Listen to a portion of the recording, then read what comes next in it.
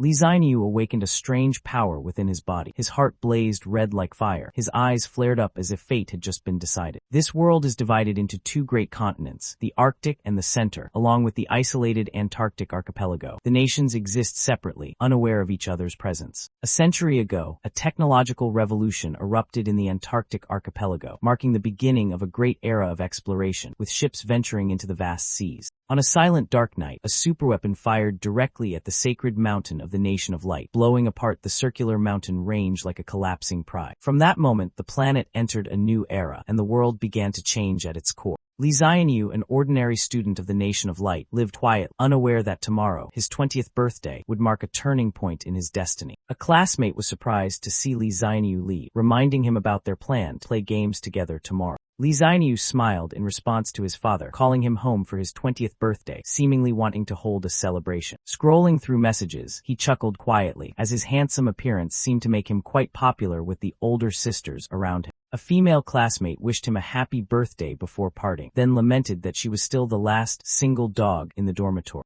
Li Xianyu lived with his family in an ordinary residential area in City Number 8, where the story's bigger beginning was more than he imagined. Returning to the familiar neighborhood, Xianyu was greeted by the old neighbor with a playful tease. "The handsome guy is back." He forced a smile when Old Man Chin asked about his private mac and quickly denied, saying they were just ordinary friends. Li Xianyu returned home after a long time, quietly reflecting on his modest family background. His father had worked for 20 years to become a mid-level department head. Just stepping inside, he noticed his sister Bingjazi was still not home despite it being his birthday. She was traveling as usual. Leaning back in his chair, Xianyu asked his parents about her current whereabouts, feeling a bit disappointed. His father ate while telling a story. Bingjazi was in Antarctica, and he had just sent an extra 200,000 in pocket money out of worry, even though she never asked for it. While clearing the table, his father casually asked, "You don't have any special plans for tomorrow, right?" A seemingly simple question, but the start of upcoming events. His father mysteriously put his arm around Xianyu's shoulder, affirming he had cleared the entire next day just to carry out a special plan.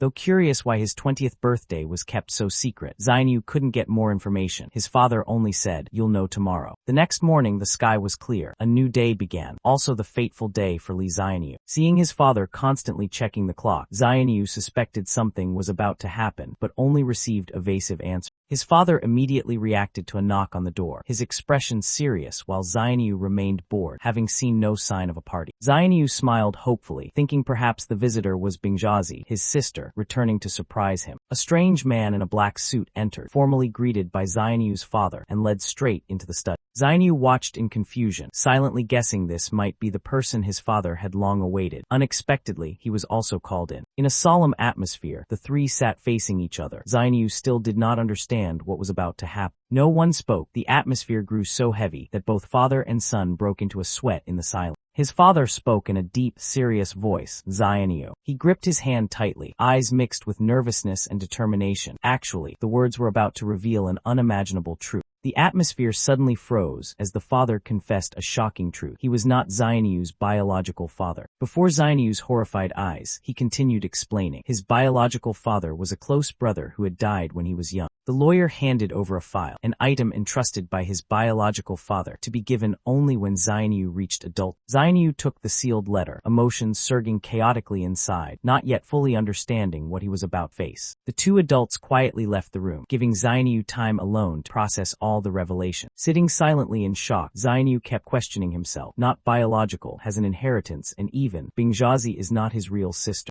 Xianyu was stunned upon hearing the shocking news that the father he always respected was not his biological father. Inside the inheritance box, Xianyu found 3 items: a house, a savings book with 1 million, and a strange black jade. His gaze lingered on the jade. Unlike ordinary assets, Xianyu wondered, what is this? A letter from his biological father recounted the love story with Xianyu's mother, the immense joy upon learning she was pregnant, and his dream of becoming a father. The last line of the letter revealed, "The jade is a family heirloom of the Li clan. Swallowing it will grant a fairy shot." Xianyu held the jade up to examine it, doubting whether he really had to eat it. Hesitant before the strange black jade, Xianyu finally licked it with his tongue and unexpectedly swallowed it instinctively. He panicked, clutching his throat, horrified at his own uncontrollable action. Why did he eat it? With a distorted face and wide eyes, Xianyu tried to gag it out, but it was too late. A fierce pain spread throughout his body, causing him to convulse, feeling as if something was growing inside. The pain intensified, and Xianyu couldn't help but scream in panic. What kind of monster is this? His belly suddenly swelled as if about to burst, and Xianyu frantically shouted, "What is happening?" Xianyu screamed in terror as his belly abnormally expanded, his body completely out of control. He bent down to look at his glowing belly, overwhelmed with confusion over his bizarre condition. A scream tore through the space. Xianyu was in excruciating pain as he realized he was giving birth. A dazzling light burst forth, enveloping the room. Something was being born from inside Xianyu. A girl with shimmering reddish-brown long hair slowly materialized in the light, her eyes still sleepy. The girl drowsily asked his name, while Xianyu was completely shocked, suspecting his father had passed down an entire harem. Li Xianyu was stunned before the girl just born from the Black Jade, his eyes tense and full of suspicion. The girl proudly stretched, declaring herself the great demon ancestor, asserting authority upon appearance, leaving Li Xianyu speechless. Outside, the mysterious lawyer confirmed to someone on the phone, "The item has reached Li Xianyu's hands without any obstacle." The newly awakened girl suddenly became serious, pointing out the presence of a ghost behind the shop owner. Li Xianyu looked in astonishment at the girl's shadow as she walked briskly, his heart filled with unease. "This won't happen again, right?" After a moment of worry, he naively exclaimed, So powerful this is," as if opening a new door of destiny. Li Xianyu stepped into the house left by his biological father, amazed by the luxurious and warm new space. He recalled a recent conversation, realizing that Bingjiazi not being his real sister made it easier to accept that his current parents were not blood-related. Before Xianyu could collect himself, the mysterious girl who had just been born stepped out of the bathroom, carefree as if this was her home. Xianyu panicked when she refused to wear old clothes and caused chaos in the room. He reluctantly promised to buy new clothes. He sighed helplessly upon realizing that the person who looked younger than him was actually the great elder successor of the Li family, his ancestor. A female voice confirmed the blood relation. "You are a descendant of the Li family, and I am your ancestor." The girl crossed her legs, sitting opposite Xianyu, brazenly declaring herself the matriarch, making him laugh at the obvious contrast in appearance. With a serious gaze, the girl explained she died at 18, explaining her strangely youthful appearance. The shock caused Xianyu to spit water on her face, while she frowned in irritation. The girl smiled calmly, considering that reaction normal for someone not trained from childhood like Xianyu, then gently reassured. Xianyu's expression grew serious as she emphasized, "The world he knows is only the tip of the iceberg." The girl revealed Xianyu's true identity. He carries the bloodline of the ancient demon clan, not the ordinary person he thought himself to be. Amidst blazing flames, a deep, powerful voice continued to confirm, "He is the peerless battle soul, a mighty warrior spirit." He stressed again, "Only when the heart truly resonates will the blood awaken its true power." Xianyu was filled with doubt, not understanding anything about the battle soul or how to awaken the bloodline within him. The Grand Matriarch grew annoyed by the barrage of questions and decided to start by breaking the ice with the first drink. The conversation turned into a pointless argument as neither could find any drink left. The Grand Matriarch exploded in anger, crying and blaming those who caused her to miss 20 years of the modern world, while Xianyu just stood bewildered, suggesting, "Going to buy snacks." The sunset cast a golden hue over the peaceful scene, the last rays of daylight shining through the window, signaling an impending change.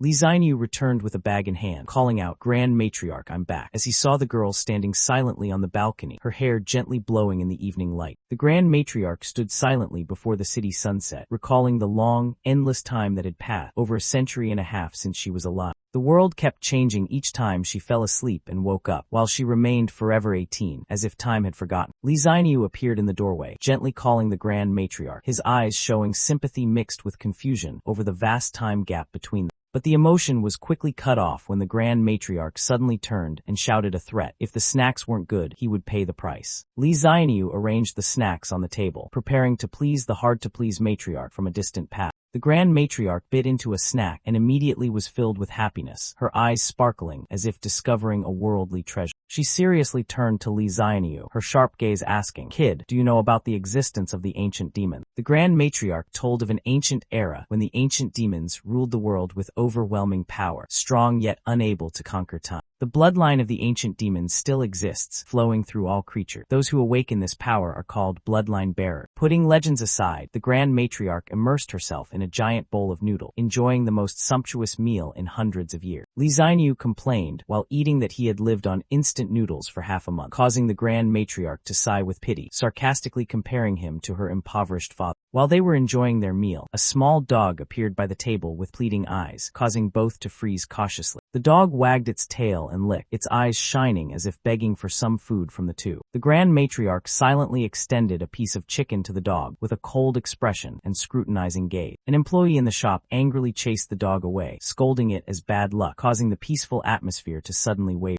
The Grand Matriarch lifted her head, her eyes sharp as a blade, containing a suppressed killing intent, a storm tightly held in silence. Li Xianyu was eating noodles when he noticed the Grand Matriarch's unusually serious expression. He looked confused, not understanding what was happening. Xianyu turned to look in the direction she pointed, but only saw the shop owner busy washing dishes, nothing unusual. Seeing nothing suspicious, Xianyu reacted with confusion, thinking the Grand Matriarch was playing a joke on him. The Grand Matriarch smiled mysteriously, her lips curling slightly. She challenged him with a voice full of provocation. Want to see the truth? She warned Xianyu that to see the truth, he would have to sacrifice some of his own energy. Xianyu looked embarrassed. Without hesitation, Xianyu agreed immediately, half-jokingly asking if the ghost was as beautiful as the Grand Matriarch, making her almost choke. The Grand Matriarch solemnly declared her true identity, her eyes blazing with determination. She was not a demon, but a battle soul. She gently blew a mysterious breath, as if awakening a hidden energy within the space. Before Li Xianyu could react, his whole body suddenly trembled, his head thrown back, gasping as a strange sensation spread throughout him. Li Xianyu grew dizzy, his eyes glazed over as he felt an unfamiliar power penetrate his body. What was happening? A sharp pain struck as if his soul was being pulled out. Xianyu gasped for air, his whole body trembling from an intense sense of separation he had never felt before. The Grand Matriarch gently withdrew her hand, spiritual light still flickering between her fingers, as if she had just completed an ancient exorcism ritual. The Grand Matriarch focused her inner strength, exhaled softly, her whole body radiating a dazzling, seductive glow.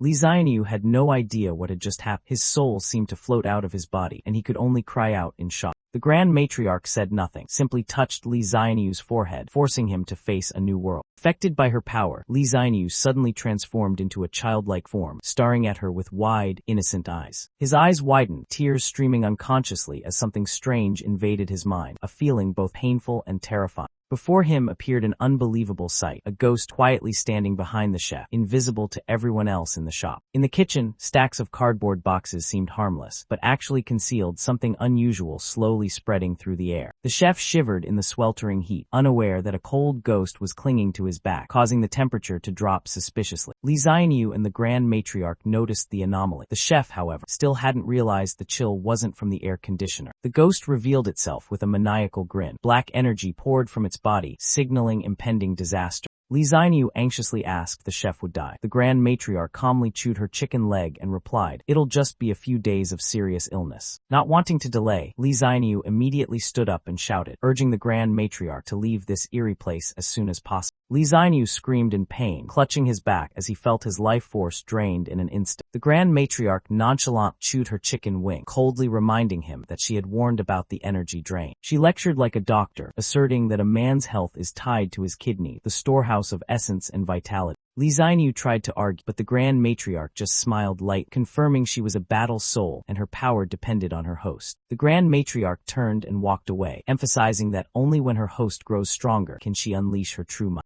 Without looking back, she coldly declared, with Li Xianyu's current abilities, she couldn't even tap 1/10,000th of her power. Li Xianyu, alarmed, reached out in front of him, still not understanding what was happening after being drained of vitality. He trudged heavily, feeling as if all his life force had been squeezed out, a young man with tired eyes and an aching back. On the sunlit street, Li Xianyu limped after the Grand Matriarch, silently lamenting the price of vitality to enter this new supernatural world. The Grand Matriarch turned back to warn Xianyu. She had temporarily sealed his spirit eyes, and he must never look directly at a vengeful spirit. With pride in her voice, she revealed the family secret technique, spirit eye art, she had just performed, borrowing Xianyu's energy to open his spiritual vision. Li Xianyu nodded happily, inwardly convinced that although this world was dangerous, the Grand Matriarch, both adorable and powerful, would be a reliable support. The Grand Matriarch excitedly called out Xianyu's name, her eyes wide with wonder like a child's first time in the city. She pointed at the street, amazed by the bustling traffic. Everything was more modernized than she could have imagined.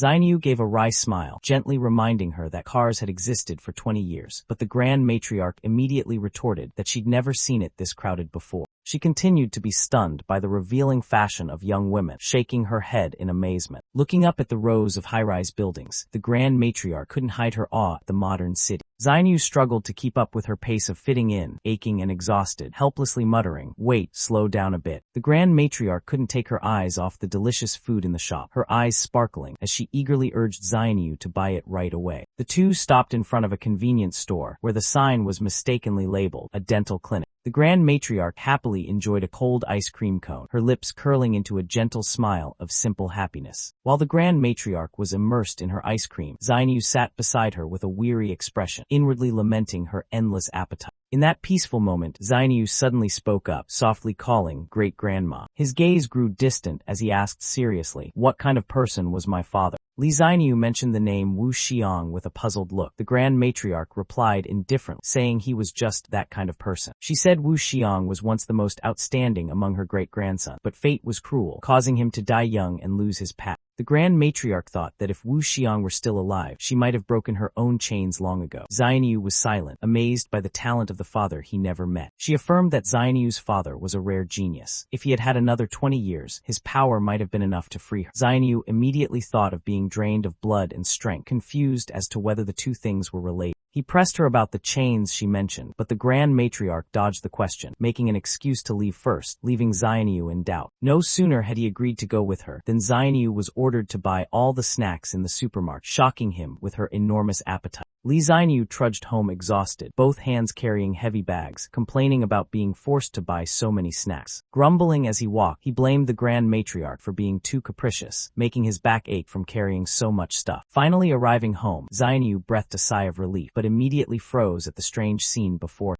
Under the building's hallway, the Grand Matriarch was chatting intimately with a strange, bald man. Zainu was completely shocked to realize it was Mr. Qin, and it seemed he was shamelessly flirting with his own ancestor. The Grand Matriarch curiously asked if the game Mr. Qin introduced was really fun. He grinned and confirmed immediately, completely engrossed in the conversation. Mr. Qin leered and invited the Grand Matriarch to his house to play something fun, making the situation ambiguous. Unable to take it anymore, Zainu immediately intervened, loudly declaring she was his girlfriend to block Mr. Qin's intentions. Mr. Qin looked surprised, not believing Zainu had a girlfriend, and such a cute one at that. Zainu grew angry, told Mr. Qin not to touch the Grand Matriarch, and dodged questions about their real relationship. Zainu warned her to stay away from that lecherous old man, thinking he had bad intentions after seeing her beauty. The Grand Matriarch naively retorted that he didn't seem that way. Zainu sternly warned her about the wickedness of people, but the Grand Matriarch immediately shot back, boasting she'd lived over 100 years and didn't need his advice. Li Zainu opened the door and returned home after a long, tumultuous day, his mind still lingering with unanswered questions. He turned to ask the Grand Matriarch, his eyes serious, "Great-grandma, how can I awaken like my father?" The Grand Matriarch looked up, slightly startled by the question, still holding an open bag of snacks. She calmly replied that it was time to teach Zainu the method of cultivating qi, the path to tapping into the power deep within. Hearing qi cultivation, Zainu's eyes lit up, excitedly asking, "Can I get superpower? Can I awaken?" The Grand Matriarch shrugged, saying the old man earlier had given her a toy. Zainu eagerly rushed over, making her sigh, "This kid is really impatient."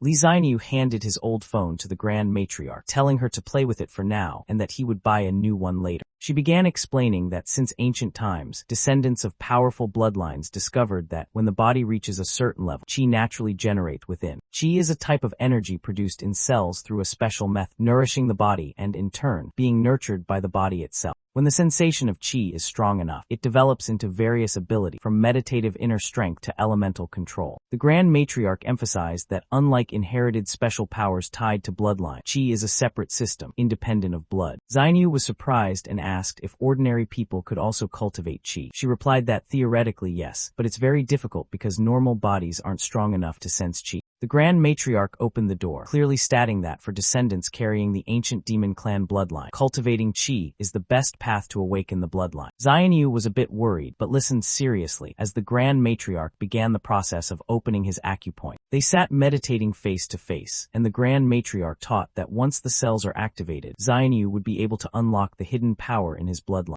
The training session began. She placed her hand on Xianyu's back, unblocking his acupoints, while explaining that the core of qi cultivation is breathing, guiding qi into the internal organs. Xianyu focused on his practice, breathing steadily, spiritual energy gathering around him, light radiating from his palm. A strange sensation spread throughout his body, causing Xianyu to grimace in pain, a sign that the cultivation was beginning to take effect. The Grand Matriarch casually ate ice cream, while Xianyu closed his eyes meditating, sweat on his forehead, clearly tense. Xianyu suddenly opened his eyes wide, pupils contract. An alarm told the Grand Matriarch he was showing signs of qi deviation. The Grand Matriarch rushed over in panic, shouting anxiously, urging Xianyu to endure. Sweating profusely, Xianyu struggled to speak in a daze. The Grand Matriarch anxiously shook him, asking rapidly. Unable to bear the pressure, Xianyu suddenly coughed up blood, his face pale. The Grand Matriarch called his name in alarm. In the cold white hospital room, Xianyu collapsed with a desperate expression, whispering that he felt he was dying. The Grand Matriarch was confused, questioning how a cultivation method passed down through generations could cause Xianyu's qi deviation.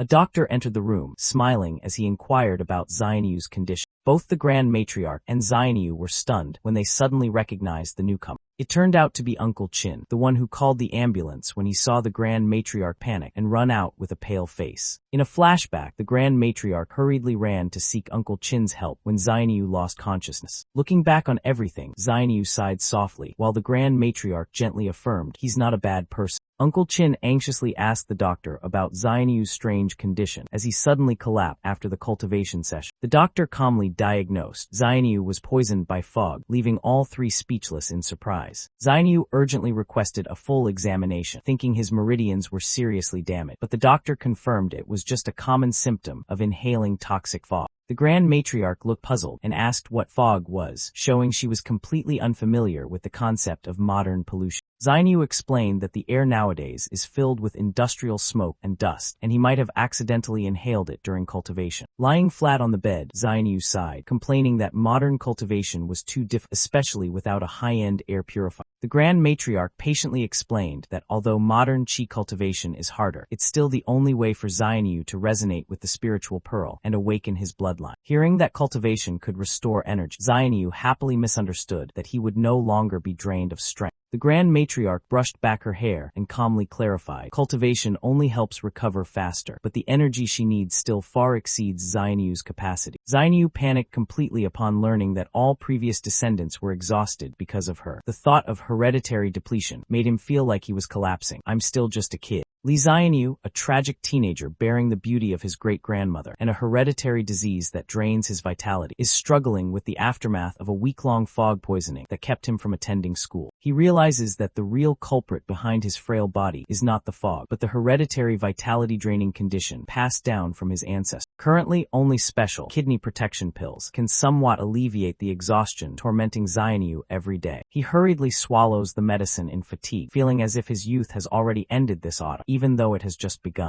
The phone rings and weakly, Xianyu answers, calling out the name of his classmate, Yang Guangtai. A reproachful voice comes from the other end. Guangtai sharply asks, "Li Xianyu, are you skipping school or on leave? Why aren't you at school?" Li Xianyu informs his friend that he is still unwell and will return to school tomorrow, while his friend expresses missing because there's no one left to play games. After the call, Xianyu silently laments how monotonous his life is and reveals his desire to have a girlfriend. Upon arriving at school, Xianyu is greeted by a familiar classmate who informs him that something major happened on the day he was absent. The revealed story shocks Xianyu deep. Zhang Minju, a well-known male student at school, has died. The female friend recounts, Zhang Minju, the handsome and wealthy guy, suddenly passed away, shocking the entire school. Xianyu quickly probes for the cause. The police found Zhang Minju's body in a flower bed behind the library early in the morning, with no wounds and no clothes covering, a mysterious death that stunned everyone. Zhang Minju's body was discovered in a strange state, his face peaceful as if sleeping, showing no signs of pain or struggle. Xianyu is stunned upon hearing the forensic conclusion of sudden death, while his friend jokes that excessive desire can also kill. Although he had a girlfriend, Zhang Minju was involved with many other girls. His death only fueled the rumors further. Xianyu cannot believe that a healthy person like Zhang Minju could die suddenly. Doubts arise in his heart. Recalling his great-grandmother's words, Xianyu believes that a dead soul exists for 7 days. With his newly awakened, spiritual eyes, he hopes to see Minju's spirit. When Xianyu smiles mysteriously, the friend beside him senses something unusual, his eyes showing clear vigilance. The school is quiet in the twilight, but somewhere in the space, strange noises continuously echo without stop. Zainyu takes his friend to the scene where the police investigate it, but even with his spiritual eyes open, he sees nothing unusual.